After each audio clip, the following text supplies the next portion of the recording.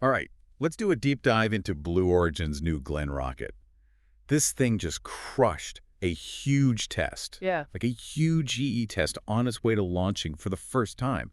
And we've got the inside scoop, straight from Blue Origin and their Wikipedia page. So we're getting the company's hype and also, like, the bigger picture. To compare them, we're going way beyond just headlines here. Get ready for some juicy details about the rocket's history, its unique features, and what makes it so special. What's really cool is that they didn't just do like a normal engine test. They fired up all 7 engines on the first stage with all the fuel loaded while it was on the launch pad. It's called an integrated hot fire test, and for a rocket that's never flown before, it's a huge EE deal. Oh, wow. Yeah, that sounds intense. Is it unusual for a new rocket to do a test like that? I mean, isn't it risky? It is risky, which is why it's such a big milestone. It basically shows that the rocket is ready to launch. Think of it like a dress rehearsal for the whole launch sequence. And as far as we can tell, they passed with flying colors. So what exactly did they test during this whole, like, fiery spectacle? The press release talked about a bunch of firsts. To be honest, a lot of it kind of went over my head. Yeah, I get that. They basically checked a whole bunch of mission-critical systems for the first time. They filled up the first stage with its actual fuel, liquid natural gas and liquid oxygen, and they even tested the systems that control the second stage. The biggest thing was making sure the flight computer could take over from ground control, which is super important for a good launch A&D landing. So it's not just making sure the engines work, it's making sure all the systems talk to each other and work together perfectly. Exactly. And this successful test means they're ready for that first launch. Okay, color me impressed. But for people like me who aren't rocket scientists, can you give us, like, the rundown? New Glenn, exactly. What makes it so special? Yeah. This is where it gets cool. This rocket is massive. We're talking 320 feet tall, almost as tall as the Statue of Liberty. And it's got this giant 7-meter fairing, which is basically the nose cone where the payload goes. It can fit twice as much stuff as most standard rockets. Wow. So size definitely matters.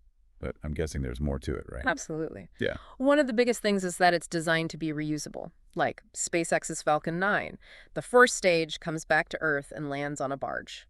Blue Origin says this thing can fly at least 25 times. Real rockets. That seems to be all the rage these days. It feels like every company's trying to figure this out. And for good reason. Reusability changes everything. Imagine flying the most expensive part of the rocket over and over instead of throwing it away after each launch. It makes space travel way cheaper, which opens up so many possibilities. Makes sense. So it's big, it's reusable. But what about the engines? What's powering this thing? It has 7 BE4 engines, which are a big deal. These are methane-fueled engines that Blue Origin designed and built themselves. They're incredibly powerful. And it's interesting.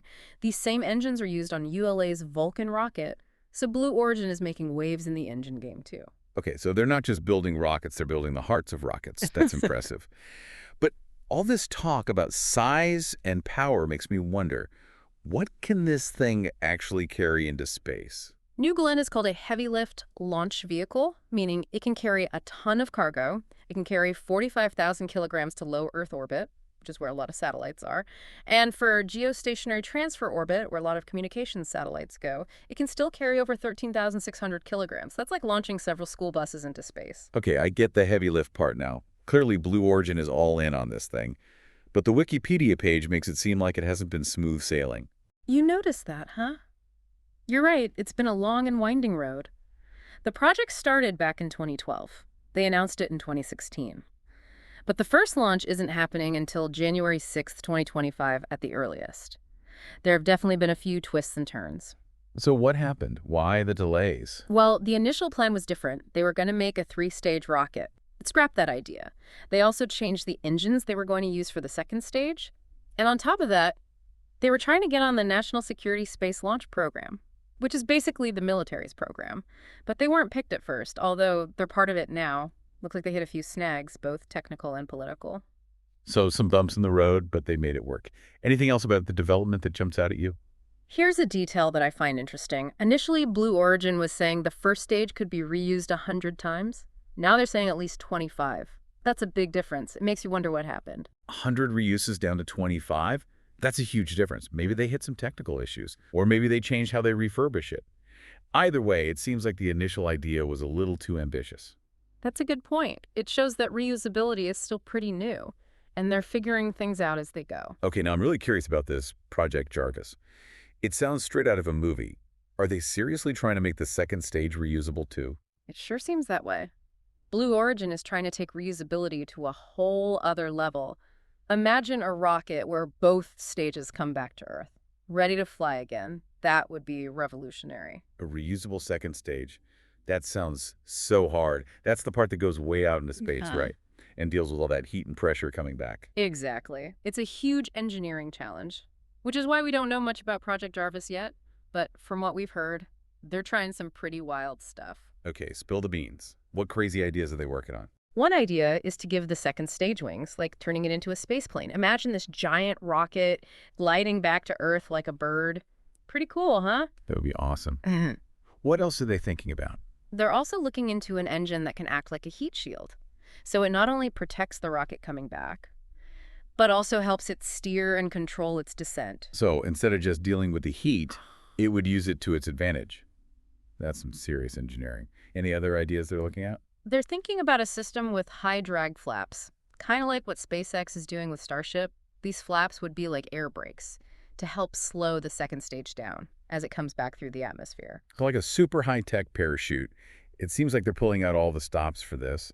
But why is this such a big deal? We already have reusable first stages. It all comes down to cost.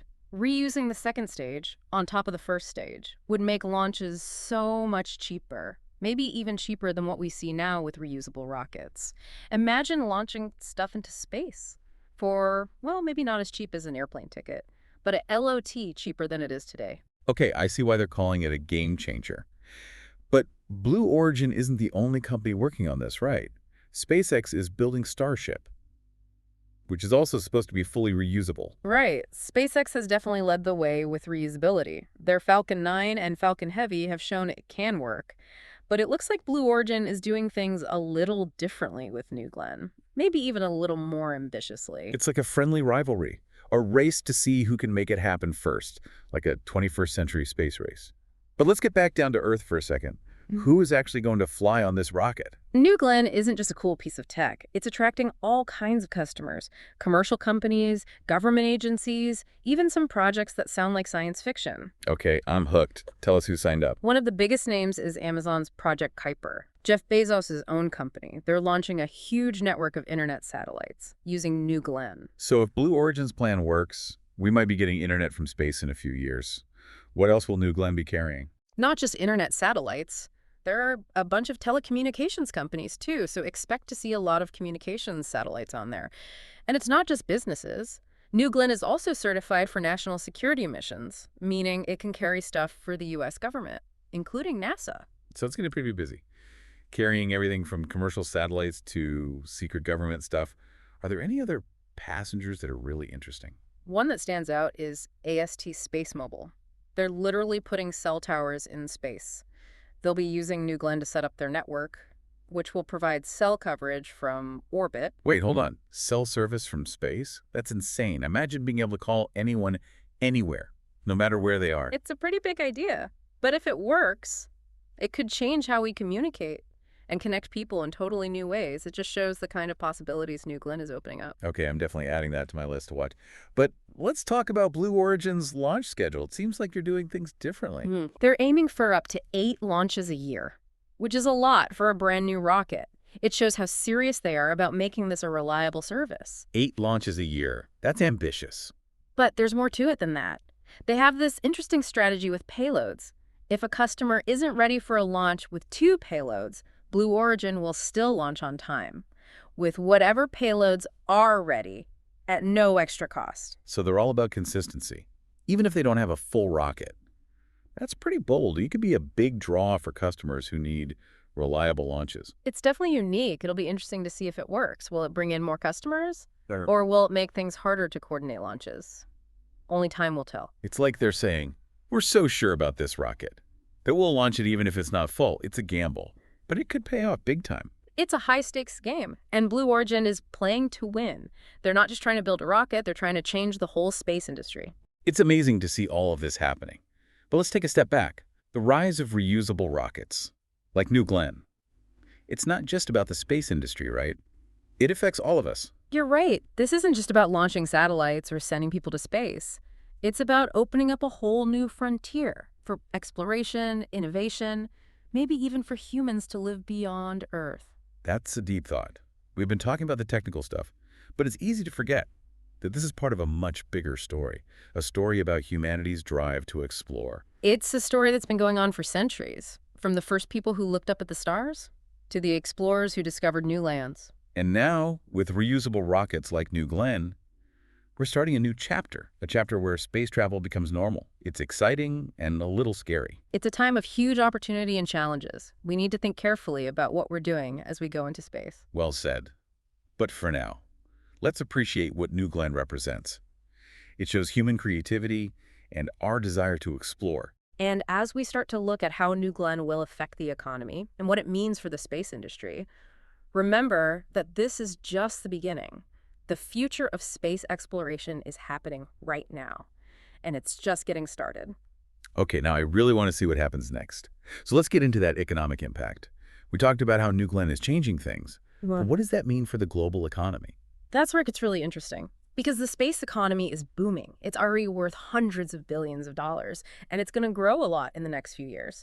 New Glenn is entering a market that's getting more and more competitive. Companies like SpaceX, ULA, Arianespace, they're all fighting for a piece of the pie. It's like a space race. Yeah. But this time it's about who makes the most money and who has the best technology. So Blue Origin's jumping into this space race arena with New Glenn. How are they going to stand out? They're really focusing on those heavy lift capabilities, reusability, and that reliable launch schedule.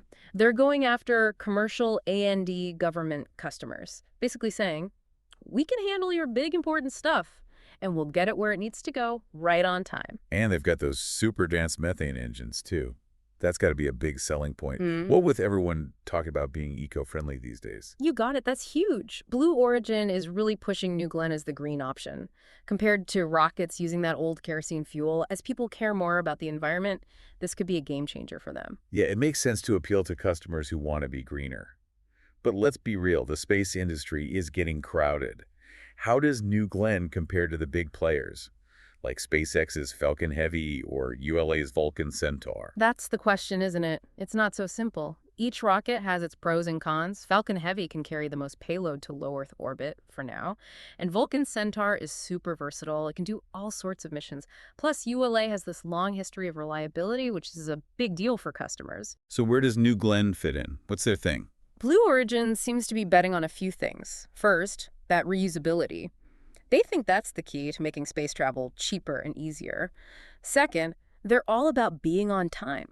They want customers to know they can launch when they say they will, which is huge in a world where delays are common. And finally, they're aiming for a specific market. Heavy launches for big satellite networks, government stuff, and maybe even deep space missions. So it's not just about having the biggest rocket. It's about finding your place and offering something special. Exactly. And Blue Origin is going all in on this. They think their technology, their ideas, and their strategy will win and put them at the top of the space industry. It's exciting to watch all this happen. But it's not just about Blue Origin, right? New Glenn affects more than just the space industry. What about the impact on the economy in general? You're absolutely right. The New Glenn program has already created tons of jobs in the U.S., and not just at Blue Origin. It's all across their suppliers, companies all over the country. They need special parts, materials, expertise, and that's giving opportunities to businesses of all sizes. It's like this economic engine driving innovation and jobs. Yeah, and when New Glenn starts flying regularly, those economic benefits will grow even more. Think about all the industries tied to space. Satellite makers, data companies, communications, even space tourism. As space travel gets cheaper and easier thanks to rockets like New Glenn, these industries are going to explode. It's amazing to think about the potential impact, not just for space, but for the whole world. But with all this talk about private companies like Blue Origin leading the way, is there any worry about what happens to the government's role in space? It's a good question. There's definitely a concern that as private companies grow, the government might cut back on space funding. Some people say governments might just step back and let private companies take over, which could hurt research and exploration that's not profitable right away. So it's about finding a balance, right? Making sure governments still invest in science and discovery while also supporting a strong commercial space industry. Exactly. Both sides are important for moving forward in space. It's not one or the other. It's about working together. Well, we've covered a lot in this deep dive into New Glenn. From that intense hot fire test to those reusable rockets, we've seen Blue Origin's big goals, the competition in the market, and even how this space revolution is affecting things politically and economically. Blue Origin is definitely swinging for the fences with New Glenn. Their vision for space is bold, that's for sure. Whether they pull it off or not, they're pushing the whole industry forward. Hmm. And they're getting people excited about what's possible in space. It's a really cool time to be watching all this happen. It is, and as we wrap this up, I think the biggest takeaway is this. The future of space exploration is here, NOW. It's not just a dream anymore, and it's going to change our lives, our economy, and how we see ourselves in the universe. That's a great point. And that's what makes these deep dives so interesting. It's about connecting the dots, Mm, seeing how these futuristic technologies are shaping our world. exactly. Who knows what amazing discoveries are waiting for us out there? That's a perfect way to end it. Thanks for joining us on this deep dive into Blue Origin's New Glenn. We hope you enjoyed it and learned some new things, Yeah. and that you're feeling a little more awe about what's happening in space. Keep looking up.